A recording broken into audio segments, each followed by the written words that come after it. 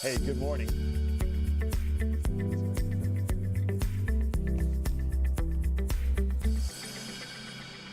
Hey, good morning. I'm Dr. Steve Stites, Chief Medical Officer at the University of Kansas Health System. This is Open Mics with Dr. Stites. You don't have to be a doctor to know the suffix itis, itis. Itis means inflammation. Words with itis like bronchitis, hepatitis, arthritis means something is inflamed. And I'm not talking about my wife being mad at me in the morning, like maybe this morning. Generally speaking, inflammation is a good thing. It's your immune system at work responding to a trigger. But too much inflammation can hurt and even kill you. We have 3 different health system doctors joining me today to talk about inflammation. Dr. Matt Shoemaker, on my left, specializes in infectious disease. Dr. Selena Geer, awesome, I said it right this time, is an allergist at immunologist. I've known her for like 20 years. I still can't say it right. And Dr. Winston Dunn is a gastroenterologist, a GI doc. More specifically, he's a liver transplant specialist. These are 3 awesome physicians. Here's the best part today, guys. I'm not just a host, I'm a patient. I may even see one of the fine physicians up here. And the best part even beyond that, I have 3 physicians, no copay. How about that? Dr. Shoemaker, talk to us a little bit about what inflammation really is. What's happening in your body that is inflammation? So from our standpoint with the patients we see with infectious diseases, inflammation is the body's first line of defense against germs, bacteria, viruses, where your white blood cells try to defend itself from these pathogens and quell the invasion. Typically this goes unnoticed. I mean, this is happening all throughout the day. You know, we're being insulted by bacteria, and most of the time it goes unnoticed. Sometimes it can be significant. You get a boil or even severe sepsis. Dr. Geer, in your world, inflammation doesn't only relate to infection. It could be other things as well. That's right. Your inflammatory system, the immune response that you get could be due to an infection, but it could also be due to, say, an allergic reaction. If you are allergic to cat dander or ragweed pollen, and you get the inflammation in your skin, your eyes, your nose, and even in your lungs, where you have an inflammatory response generated by your immune system in response to an allergic trigger. Same can happen for foods or other things you might be allergic to. This time of the year, we get a lot of patients complaining about poison ivy rash, and that too is inflammation. Your body is reacting to the exposure to the plant. So seasonal allergies, is that inflammation in some ways? Absolutely. Your immune system generates chemicals and recruits cells into the area that generate those inflammatory responses, and we use medications to help calm down that inflammatory response. And there are certain cells that are causing the inflammation. Which cells are those? Typically your white blood cells, but there are several different types of white blood cells, and the different types of white blood cells might be employed in different types of inflammation. For example, in allergic inflammation, we get a lot of mast cells and eosinophils that partake in that inflammatory response. And there's both acute and chronic inflammation. Talk to us a little bit about that. So acute inflammation would be something from an injury that happens very quickly. Let's say you twist your ankle and you suddenly get that redness, warmth, and swelling in that area, and that is because of the acute injury. Same thing if you cut yourself or burn yourself or have one of those allergic triggers. Sometimes the inflammation starts and doesn't stop, and that can happen in patients with autoimmune disease or maybe celiac disease, where the inflammatory trigger continues to cause inflammation, or your body's actually using that inflammation as a process in attacking itself, maybe an autoimmune disease like lupus or rheumatoid arthritis. And that inflammatory response can be very dangerous, like you said, cause harm and maybe even death if left untreated. So Dr. Dunn, sometimes this affects organs like the liver. Talk to us about what happens when that goes on. Well, inflammation in the liver is very common, and often the inflammation is silent until it is very late. And causes very serious damage. The most common cause of inflammation is caused by metabolic conditions, and we call this a non-alcoholic fatty liver disease. and it affects about 25% of the population, which is caused by obesity and diabetes.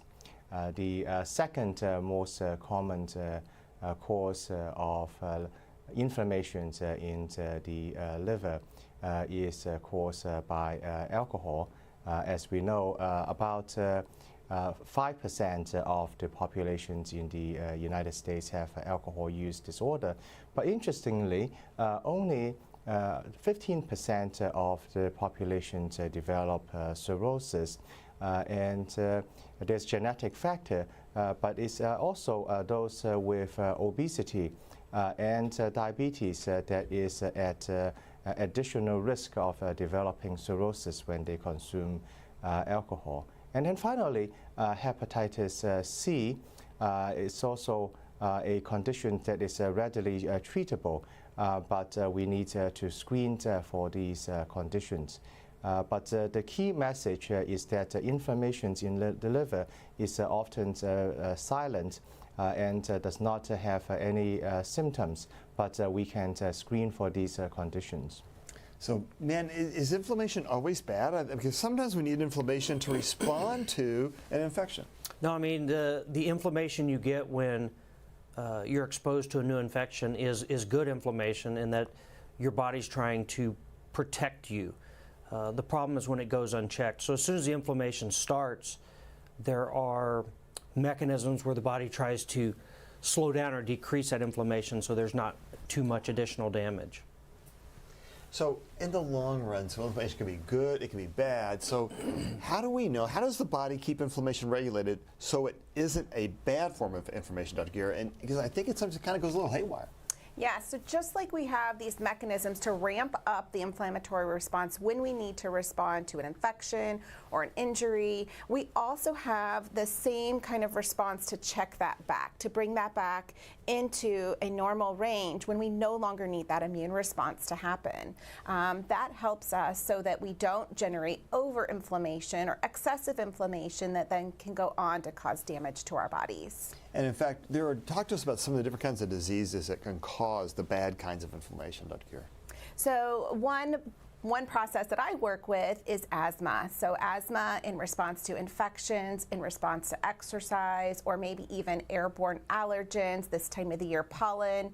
When you get too much inflammation in the chest as a response to those exposures, then you end up with symptoms like wheezing, chest tightness, cough, and we have to give you medications to calm down that inflammation that has become overreactive. You know, it is interesting that something can be so good, can be so bad, all at the same time. You've named some diseases. In your world, we call it sepsis, I think. Talk to us a little bit about what that could be. So sepsis is when you get an infection and your immune system starts to ramp itself up to fight that infection.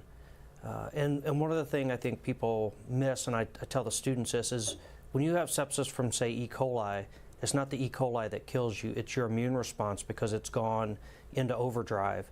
And you're producing all of these inflammatory proteins that cause you to have leaky blood vessels, have decreased blood pressure, and have organ damage. And you can tamp down some of those things. What do we do to tamp it down and try and keep it quiet? So we have lots of medication options to help calm down inflammation, things like steroids. We have a whole line of products called monoclonal antibodies that we use in severe cases of inflammation that can focus on one small piece of your immune system and help bring that back into check so that the inflammation is regulated more. Those medications have broadened their scope into diseases of the GI tract, asthma, skin allergies, autoimmune disease, and we're very fortunate to practice medicine in a day where we have these monoclonal antibodies that can very narrowly improve our immune system's response, bringing that excessive inflammation back into a regulated state. It is interesting, but speaking of, in these days, we have these. When I started in medicine, back when there were still icebergs in Missouri and Kansas, you know, we had prednisone and Benadryl, and that was about it. And we didn't have a lot of success sometimes with those things. It's come a heck of a long way since then. Okay, here's my consultation part.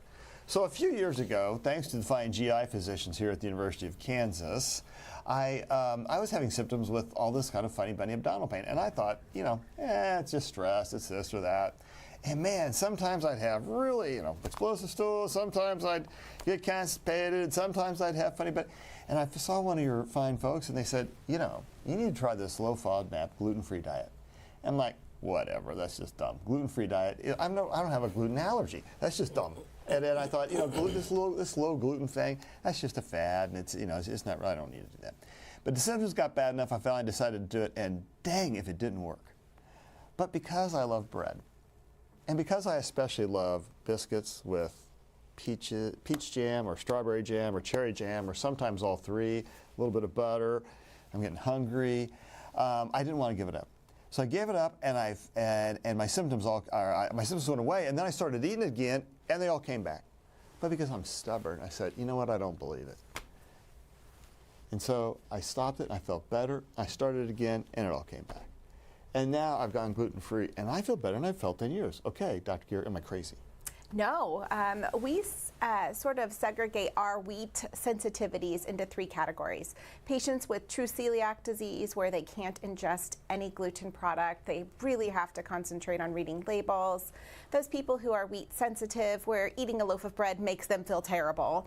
Or patients who have wheat allergy, where you actually truly cannot have any exposure, because when you do, you develop not the GI symptoms of celiac disease necessarily, but hives, difficulty breathing, throat swelling, anaphylaxis, those severe, potentially life-threatening allergic reactions. And it's really important for patients to seek out the attention of a physician when they're trying to figure out what category they fit into. So Dr. Dunn, is it okay if I blame you for my gluten allergy or insensitivity or inflammation or whatever it is? Can I blame you for that?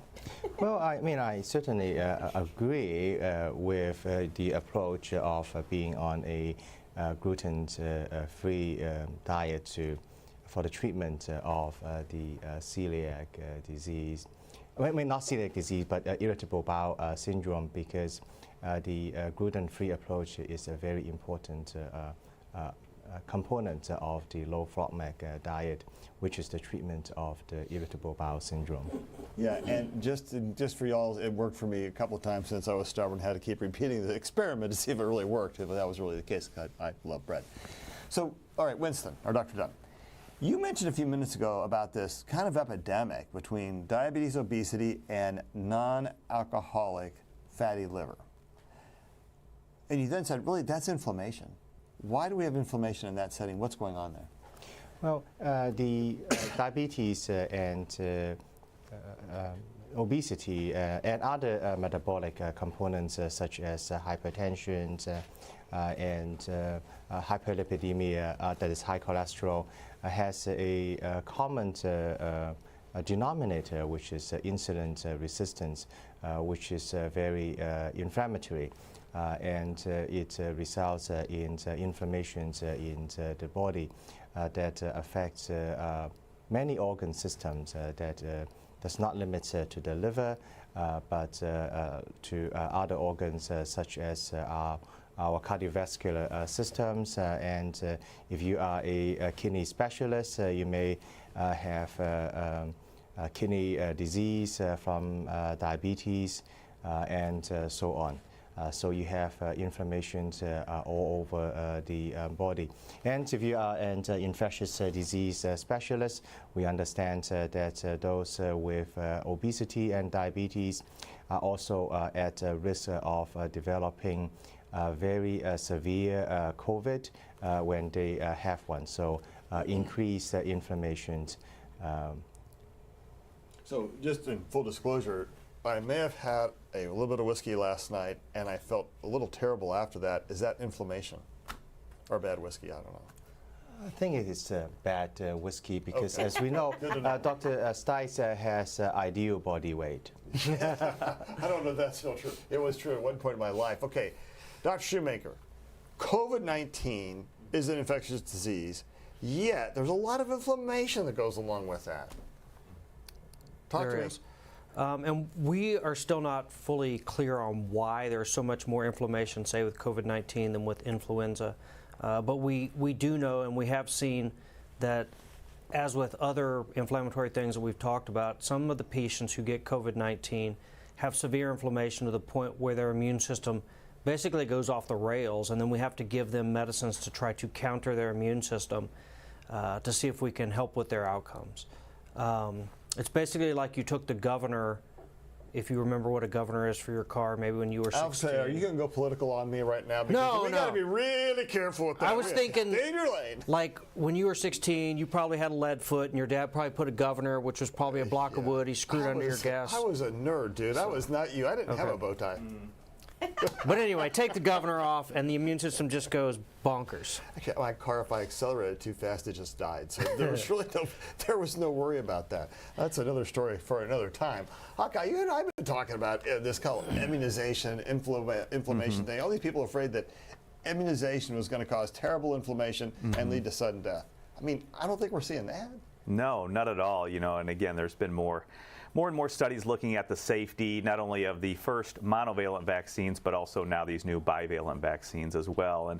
And just as Dr. Shoemaker said, we are exposed to so many different pathogens or so many different antigens every day that our immune system is constantly working. And also to Dr. Shoemaker's point as well, there is, one of the theories behind long COVID also is some sort of continued inflammatory process going on, helping to cause those symptoms for people. The mechanisms are not fully elucidated yet, but that is one of the theories, and it's probably a couple different theories as to why long COVID continues, or really any other long symptoms after viral illness, Dr. Stites, because you've talked about how people can have symptoms even after other viral illnesses or severe infection as well. Yeah, it is a problem. Okay, so we're going to get to a COVID count in just a moment, but I want to have a kind of a question just around the table. We think of inflammation, you have it or you don't, or is it really just kind of a little bit more of a spectrum in which sometimes you have more of it and sometimes you have less of it? Yeah, I would say everyone has some level of immune activation depending on what your exposures are, what's going on as far as if you have any infections. But it is when your immune system loses that checkpoint that it becomes dangerous. So I think it's a balance. Our immune system is always primed to respond. It's always ready to respond, but it's not always responding if it doesn't have something to make it do so. So checkpoint, governor, I like this kind of language. This language we can all get our heads around a little bit. Dr. Dunn, what do you think about this question of a lot of inflammation or just a little bit of inflammation? Now, so from the liver perspective, fatty liver and a little bit of inflammation in the liver is very common, and in fact, it really depends on the different thresholds being used or different tests being used that it can be detected in the liver. So what is important is which patients are really at risk for developing advanced liver disease. Because in the populations, actually, 25% of the population have fatty liver. And from the perspective of a liver specialist, our job is really to identify a subset of a patient that is at risk of developing advanced liver disease. We call this fibrosis. And in the populations, about 2 to 3% of the populations are having advanced fibrosis, and 1% of the populations have a really bad disease called cirrhosis. And we call this process a risk stratification of identifying this subset of patients that have progressive disease. Yeah, it's an interesting, the whole thing is pretty interesting, the spectrum around it. And it's amazing how little things like going gluten-free or changing other habits or seasonality can really affect the degree of inflammation you have in your body. All right, well, if you have questions this morning, please send us into the chat on Facebook and YouTube, or tweet to us, or email the Medical News Network. You'll find those links right here on your screen. Let's turn now to Dr. Dana Hawkinson, Medical Director of Infection Prevention and Control. I don't even know that name. It's really Hawkeye. How is our COVID count, Hawk? Yeah, it's good. I think we have a good lucky panel keeping our numbers down. I think that's what it is. Right now we have 27 total, but only 11 active. Unfortunately, though, Steve, high proportion of severe illness. There are 5 in the ICU and 1 on the ventilator. So I think we have continued to say that with individual immunity from vaccination and from infection and reinfection, but also then that contributing to population immunity. What we are really seeing now is the continued progress of this disease becoming more a disease of those people with significant risk factors such as age, immune compromise, things of that nature. I would bet that most of those people with the severe illness in the ICU certainly have 1, 2, or 3 or more of those risk factors for severe disease. Huck, you know, there's been some attention recently drawn to this question of, since masks came off in hospitals, have we seen a rise in hospital transmission of COVID? We watch our numbers. I don't think we've seen that.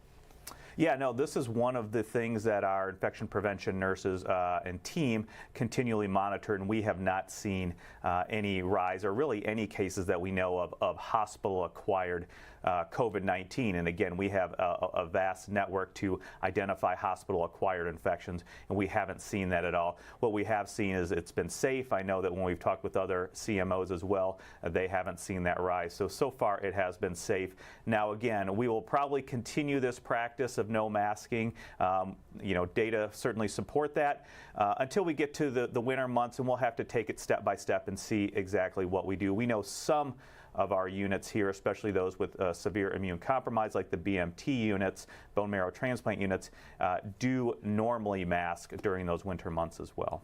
Yeah, and that makes sense because there's lots of diseases that can be spreading right then. But I think we're doing pretty well right now. Our numbers are down significantly. The numbers in the community are down significantly. And I think there was a lot of spread. It wouldn't just be limited to hospitals, right? It would be in grocery stores. It would be in any place where people are indoors. And so I don't, that's not what the numbers reflect throughout our community. This is, again, a good time is COVID-19 looks like it's morphing, and comment on this, into more of a seasonal disease. You know, that's what we're thinking and hoping. Certainly for the first 2 years it wasn't. But again, I think going back to individual immunity, that contributes to population immunity. I think we are believing that it's going to be more of a seasonality like the other respiratory viruses. Probably still going to have higher circulation even during the warm months compared to those other things like influenza and the common cough and cold coronaviruses. But we are hoping it will be more of a seasonality thing. And that way when the recommendations come out with boosters to help protect against severe disease and hospitalization, people can time those boosters appropriately.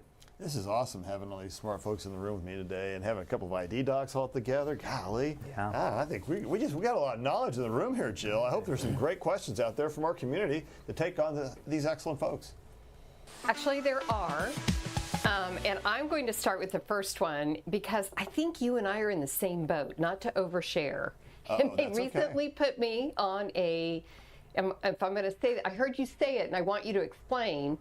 FODMAP diet. Low FODMAP diet. Yeah, I went with low FODMAP. Is that what you did? Did you do that too? What is it though? Yeah, so I mean, explain. You may explain it better than I can, Winston, or Dr. Dunn, but I think it's essentially there are these oligosaccharides that we eat in our foods, and there are certain foods, and like garlic, onions, and they're a complex form of sugar that our bodies have a little bit of a hard time breaking down. They sit in the stomach and they kind of ferment, and they cause some gas and some disruption to the lining of especially your small intestine and large intestine. And when that happens, you just feel funny. How's that for a lung doctor's explanation? Not bad. Yes, that is a wonderful explanation. So the treatment for the irritable bowel syndrome includes medications and diet, the low FODMAP diet, which is eliminating the certain kinds of complex sugar oligosaccharide and also using probiotics. So one of the 3 components of the treatment for the irritable bowel syndrome. Yeah, what I did, I went, I gave up dairy, I like milk, I love ice cream, but for years I've not felt good after I ate ice cream because, once again, I like to prove myself these things over and over and over and over and over again. So I gave up dairy, gave up the high oligosaccharides, and I gave up gluten. And then like 3 or 4 months later, I was like a new person. I couldn't believe how much better I feel. And now I know if I have any gluten because my joints hurt. It's the weirdest thing. And then my gut hurts. I'm like, okay, I may be a little slow to get educated, but I can eventually figure the association out. So Jill, I think it's worked great. I've had a few patients I've tried it on in my clinic, my CF clinic, and CF patients have some GI symptoms anyway that are a little difficult sometimes, but man, they felt so much better with that, and some of them really, their joint pain really resolved. So I don't know, I'm all about it, and it helped me. I'm sure it's not for everyone. There's some great apps out there, though, that can help you, guide you through what a low FODMAP diet looks like. Have you started your diet? Well, I'm going to have to do that then because I'm struggling with it a little bit. I'm by trial and error. My husband put garlic and onions in the meal last night. He cooked, and right away. Yep. And so that leads to Robbie and my next question. I don't remember having this trouble when I was younger. Is it age-related, or am I just not tolerating it as well anymore? It was age-related for me, although I never did well with garlic and onions, but go ahead. There's a lot of ideas about why we're starting to develop more sensitivity. Perhaps it's the way our food is processed. Perhaps it's the way we eat. We're so busy, we're on the go. So a lot of times we're eating much more processed food than organic or more raw foods. We also have altered our diets. We have a lot less fresh fruits and vegetables in our daily meals, and so making sure that when you are sort of re-looking at your diet, what are you eating on a daily basis, that you are including proper amounts of fiber, making sure you're drinking plenty of water, and maybe not excessively indulging in those biscuits and jellies. Yeah, I just gave it up because I feel so much better when I don't have it here. The other thing you'll hear about is shop around the edge of the grocery store. Don't shop in the center of the grocery store because then you're getting all the fresher food, vegetables. Here's a funny story. So for years, my sister has been vegetarian, and I've always made fun of her. I'm like, you gotta be kidding me. Who could do that? I am a carnivore. And so now I eat a vegan breakfast, a vegan lunch with tofu, and now I actually have gotten to stir frying my tofu in different kinds of olive oil because it actually tastes pretty good when you do that. And I feel great. Unfortunately, the side effect is I put on about 20 pounds. I think I absorbed stuff. I don't know what happened. Something changed in my whole life. It was just like, what a difference it made. So but I think it's a really great thing, and I've not felt better. And I've not had to see you for a little while because I feel so good. Gene wants to ask, hi Gene, glad to see that you're still with us. He wants to know, explain how inflammation causes low blood pressure. Does it? Low blood pressure. Okay, that's interesting. Go for So I think what he may be referring to is in sepsis, where you have severe, extremely high levels of inflammation. Your white blood cells produce these proteins that cause your vessels to be leaky, and you have this phenomenon we call third spacing. So if you ever had the misfortune of having a loved one in the ICU, you see how they become very swollen, and that's what's happening. Your body's not able to keep the extra fluid within the vessels, and it just goes out into the tissue, and that's because of the effect from the proteins that are being released from the white blood cells in response to usually a bacteria, but it could be a virus, or it could be a completely autoimmune phenomenon. And sometimes the blood vessels themselves lose their ability to constrict, and they dilate, and then they third space. So it's a tough challenge in the ICU, a real tough challenge up in the ICU. And that also happens in the allergic reaction, like anaphylaxis. One of the severe, potentially life-threatening components of a severe allergic reaction, say to a peanut allergy patient, is that they do drop their blood pressure as part of the inflammatory response. Interesting. Jeremy wants to know, and this is a great question, how can you tell if you're having a helpful inflammation response because your body is protecting you versus a reaction because you're doing something you haven't learned yet to avoid, like eating foods that you have a sensitivity to? All right, Dr. Kira, take us home here on this question. So remember, again, inflammation is good when we need it, but if you are having reactions to, say, foods, it's really important to discern what symptoms you're having. So are you having hives? Are you having throat swelling? Are you having breathing problems or other rashes? That may require allergy testing. We really want patients to understand, like Dr. Stites has suggested, that food allergies, true food allergies, occur with every single exposure. So it's not I can eat some of it, or I can eat it a little bit here and there, and then I go back to avoiding it, but then I can go back to eating it. It really does, if you're having a true food allergy, need to be reproducible symptoms with every single exposure. If you have those reproducible symptoms, it's probably wise to talk to your doctor or maybe even see an allergist to get further testing to decide, is that a particular problem for you? We often want to hone in on what particular foods are causing problems. So maybe keeping a food diary can be very helpful to say, is it the garlic? Is it wheat? Is it milk products? What is specifically causing you to have problems? And those dietary elimination trials are also very helpful. So going off of that particular food for a couple weeks, seeing how you feel, maybe reintroducing it in small quantities and see how you feel. And then like Dr. Stites suggested, maybe even repeating that. Now, if you have hives or difficulty breathing or throat swelling, those more severe allergic symptoms, you need to be seen by an allergist as soon as possible. As soon as possible, so that we can determine what food is causing that problem to help you learn how to avoid it and make sure you have the medications to treat for accidental exposures.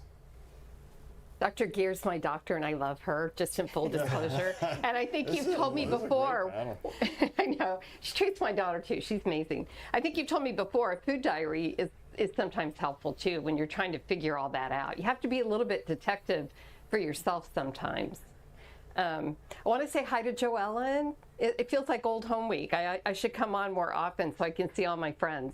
She wants to know, about a year ago, I experienced an allergic reaction to amoxicillin after never having a problem before. She writes, I am over 70 years of age. Why did my immune system suddenly decide to go haywire? I developed a rash and terrible itching. So these are the questions that we ask ourselves as allergists every day. Why do patients suddenly develop an allergic reaction to something they've been exposed to multiple times? And the reality is, you'll never develop an allergic reaction after your first exposure. Your body needs an exposure to then develop the sensitivity so that the second time or the 52nd time you develop an allergic reaction. So we don't know why that happens. If we could, I would probably win a Nobel Prize. But we don't understand why that happens. But if it does happen, you need further testing to determine. Additionally, many patients will lose their sensitivity to certain things. Penicillin is a great one that patients lose their sensitivity. In fact, 80% of patients will lose their sensitivity to penicillin within 10 years. So all those 70-year-olds out there who had an allergic reaction back when they were a child, it's time to get tested. And there are fortunately a lot of choices besides amoxicillin. There are a host of other choices besides amoxicillin, but you know, one thing we talk about drug allergies is sometimes you just have to explore the nature of the allergy. A lot of things that we run into in day-to-day clinical practice are not truly allergies, they're more intolerances. Yeah, and I would add too, you know, Dr. Gear and I have worked on many cases where there are patients who say they have an allergy. Because they have a reaction, it doesn't necessarily mean that they can't ever use that drug again. And Dr. Shoemaker and I see this every day in our practice. And so it is very important for us to get to the bottom of what is the reaction that you had and to what medicine, because some of these medicines, like the beta-lactams, like penicillin and amoxicillin, are some of the best drugs that we have to make you better. And so we don't want to take that out of our armamentarium to make you better. So it's a lot of work and it's a lot of discussions with the patients, and Dr. Shoemaker and I want to be able to use the best drug to help treat you, and certainly we talk with Dr. Gear about that so we can create a path forward to be able to do that as well. And Dr. Gear and her colleagues can help us where they can desensitize somebody to, say, penicillin by giving them small doses and incrementally increasing it so that they develop a tolerance for it so that we can use it for a short term if they have a severe infection.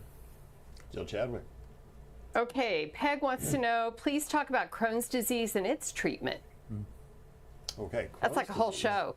That's a whole show. I'm not sure we're going to get too far down that one because that's a story of itself, I think, Dr. Well, Dodd. many new biological treatments has been developed for Crohn's disease. And if you have Crohn's disease, I think you should schedule an appointment with our GI colleague. I think the most remarkable change is the change to a so-called step-down treatment. Historically, we use the step-up treatment, which gradually escalate on the immunosuppressants, that is the treatments to suppress the immune system. But the new approach is the step-down treatment because the newer biologicals has less side effect, so we hit the inflammation very hard to suppress it, and we start from a very maximal immune suppression to clamp down on the inflammation and suppress the symptoms. And when the symptoms goes down, then we gradually taper off. Vinrick says, I'm 63 years old, overweight, and have a fatty liver. What can I do to treat fatty liver in addition to losing weight? Can you That is a wonderful question. I love this question. So I think the first step, I think, is should be risk stratification to understand how severe the disease is. We commonly use a scoring system called the FIT4 score, which is a combination of a commonly available lab with the AST, ALT, age, and platelet, and to see what is the likelihood of having a severe progressive disease.